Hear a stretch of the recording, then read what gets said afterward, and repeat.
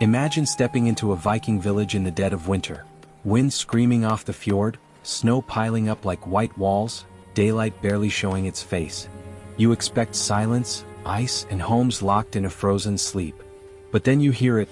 Laughter, tools tapping, a baby crying, stew bubbling, and the low, steady crackle of a fire that refuses to die. Here's the truth people miss.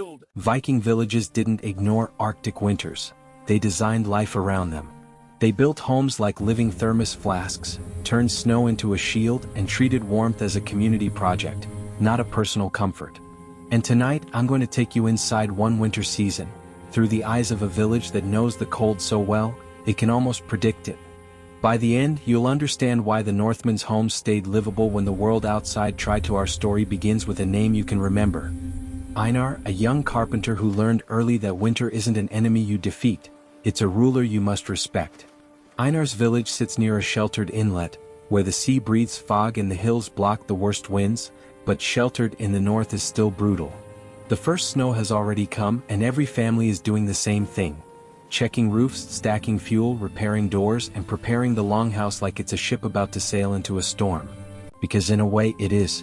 A longhouse that leaks heat is as dangerous as a boat that leaks water. Einar walks the village path counting details like a man counting lifelines. How thick the turf roof is, whether the outer wall is sealed, whether the entrance faces the wind, whether the animal stall is separated properly, whether the smoke hole can be adjusted. Winter will test everything. And if one home fails, the village doesn't just lose comfort, it loses people. The longhouse is the secret at the center of this whole mystery. Outsiders imagine Vikings living in small huts, but the longhouse was a masterpiece of survival engineering, one long, shared structure built for bodies, animals, fire, and food to work together like parts of a single machine. Einar explains it the way his father taught him. Warmth isn't made, it's trapped. The walls are thick, timber frames packed with wattle, clay, moss, stone, or turf depending on local resources. The roof is heavy with layered turf like a green-brown blanket, even in winter when it's buried under snow. And that snow? It's not just a problem, it becomes insulation, sealing drafts the way a lid seals steam inside a pot. When you see a longhouse from outside, it looks low and stubborn like it's pressing itself into the earth. That's not style. That's strategy. Lower profile means less wind bite. Thick walls mean slow heat loss. Shared space means shared body heat. And at the center, always, is the hearth, fire that never fully leaves. Inside, the longhouse feels like a different world. The air is warm but smoky, filled with the scent of burning birch and dried peat. Along the walls are raised sleeping platforms, furs and woven blankets stacked like treasure. Families don't spread out across separate rooms the way we do today. People gather close because closeness itself is a heating system. The hearth sits in the center, a long strip of fire that turns the middle of the house into a living heart. Above it, the roof beams darken with soot, and the smoke exits through a roof opening that can be adjusted with simple wooden shutters or coverings. Not perfect ventilation, but enough to keep the fire alive without turning everyone blind.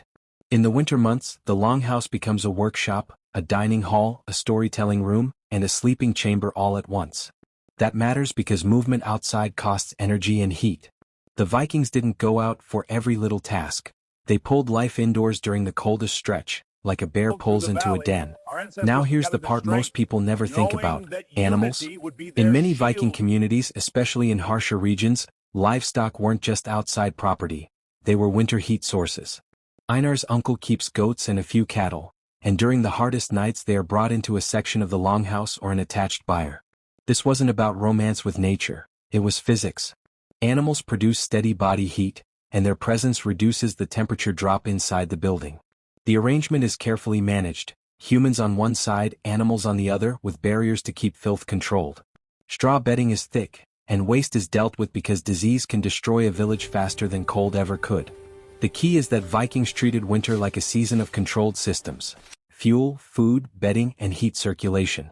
If the longhouse is a ship, then animals, fire, and people are the crew, each one doing a job without even realizing it. Einar's mother, Sigrid, has a rule: a warm house begins before the first snow. She oversees the village's winter stores like a commander. There's dried fish hanging, smoked meat, barrels of salted food, sacks of grain, and bundles of herbs. Why does food matter for warmth? Because a cold body is often a hungry body. If you don't eat enough, your body can't generate heat. Vikings built winter survival into their diet: fat-rich foods, stews that stretch ingredients, broths that keep hydration up, and warm drinks when possible. Even the act of cooking is heat management. Big pots stay near the hearth, and hot stones can be dropped into liquid to bring it to temperature faster. And all of this happens while the longhouse stays sealed against drafts. The door is opened quickly, closed quickly. Curtains of wool or hide can hang near entry points to reduce heat loss. Nothing is casual in the winter house. Everything is intentional. The village itself is positioned like it's hiding from the sky. Buildings are clustered, not scattered, because spacing increases wind exposure and makes travel dangerous. The most important paths are kept short. Some homes are built slightly into the ground or with earthen banks around the base, because earth is a natural insulator. Windbreaks matter too: fences, stone walls, tree lines, and even the longhouses themselves placed to block gusts. When storms hit, snow doesn't fall politely, it whips sideways and fills every gap it can find. So Vikings learned to use the land like armor. They didn't rely on one big trick. They relied on 100 small choices that added up. If you ever wonder why the village never froze, this is the real answer. The Northmen didn't leave winter to chance. They planned for it like war: quiet, steady, and serious. One morning the cold sharpens. Einar wakes to a sound that makes every villager's stomach tighten: the roof creak under heavy snow. A turf roof is strong, but too much weight can crush beams. So winter includes maintenance even during storms. Men and women grab wooden shovels and climb carefully, clearing snow in sections to protect the structure. They don't strip the roof bare. Remember, snow insulates, so they remove only the dangerous excess. It's a balance. Keep enough snow to block wind and trap warmth, remove enough to prevent collapse. This is what smart warmth looks like. And this is why the longhouse stays livable while the outside world looks like death. The village works together because if one roof fails, people must crowd into other homes, spreading resources thin.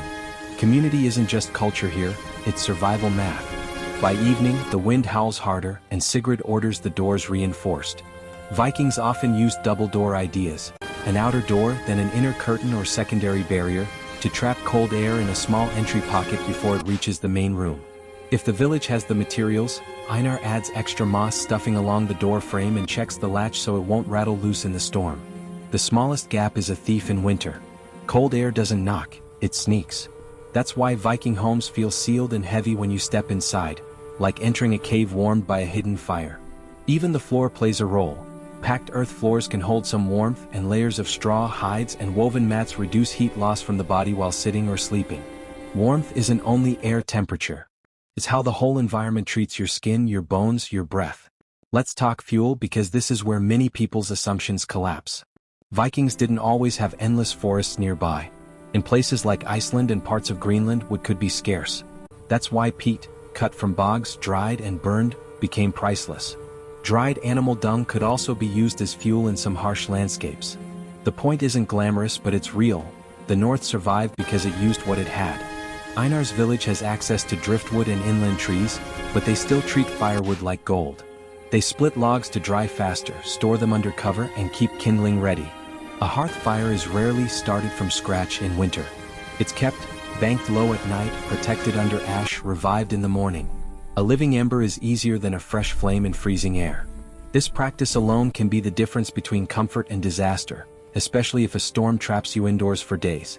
As the storm peaks, the village enters its most important ritual: togetherness. Not spiritual ceremony, though they had those too, but the practical ritual of staying close. Children sleep near the warmest wall. Elders sit where smoke is thinner. Someone always tends the fire. Someone always checks the animals. Someone always watches the roof beams. And when fear tries to creep in, the skald, an old storyteller, fills the longhouse with tales of heroes crossing ice fields and returning home alive. This isn't just entertainment. Stories keep people calm, and calm people make better decisions. Panic wastes heat. Panic wastes food. Panic wastes time. So the Vikings trained themselves, socially and emotionally, to treat winter like a season of patience. That mental discipline is part of why villages endured.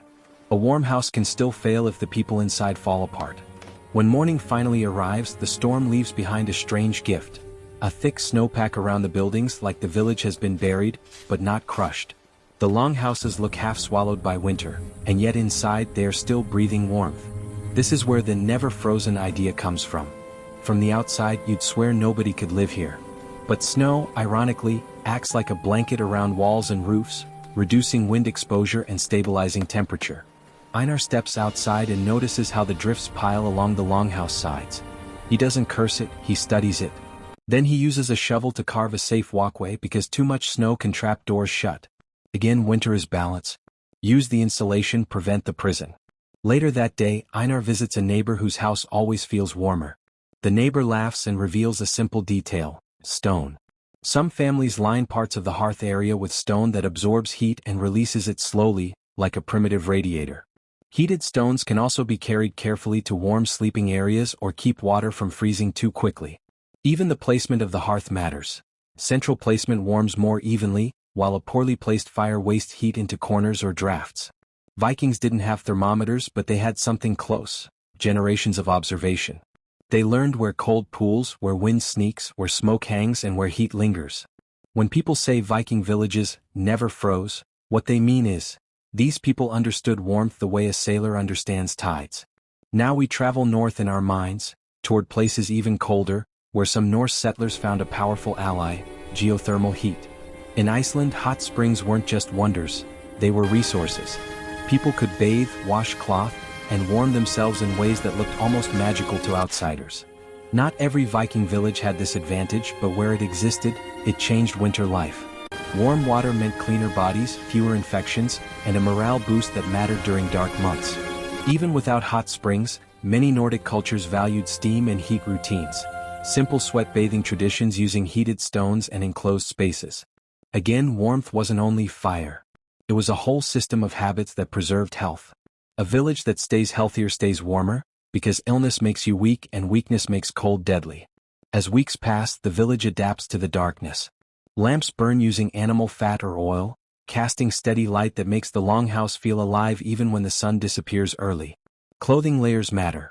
Wool traps warmth even when damp, and cloaks, mittens, and foot wraps keep extremities safe. But the most underrated trick is routine. Vikings timed chores to reduce exposure. Gather water at the warmest part of day, check animals quickly, repair tools indoors, carve and weave near the hearth. The village becomes a clockwork engine where everyone knows their part. Einar realizes something while watching his little sister fall asleep near the fire. The secret isn't that winter isn't harsh. The secret is that the village refuses to fight winter on winter's terms. They don't chase comfort outside, they build it inside. One night, a traveler arrives, half frozen, exhausted, eyes wide with disbelief that anyone lives here. He expected abandoned huts and silent snow. Instead, he finds a warm longhouse and a bowl of stew pushed into his hands without question. Between breaths, he asks the obvious thing: how is this place not frozen? The villagers exchange glances, amused. Sigurd answers gently, because we built it to hold life, not to look pretty. Einar adds, because we do not live alone. And the elder skald finishes the thought, because winter is a guest we prepare for, not a monster we pretend is gone. The traveler looks around at the thick walls, the layered roof, the banked fire, the sleeping furs, the sealed doorway, the clustered village outside, and he finally understands that warmth here isn't an accident. It's tradition, engineering, and community stitched together. When spring eventually loosens winter's grip, the village doesn't celebrate by forgetting the cold. They celebrate by remembering what worked and repairing what didn't. Roof beams get checked.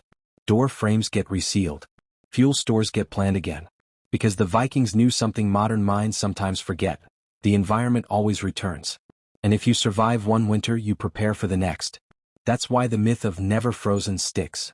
Not because the north was warm, but because Viking villages stayed functional. They kept fire alive, kept people fed, kept sickness controlled, kept roofs standing, kept walls insulated, and kept community tight. Winter could roar outside, but inside the longhouse, life stayed stubbornly human.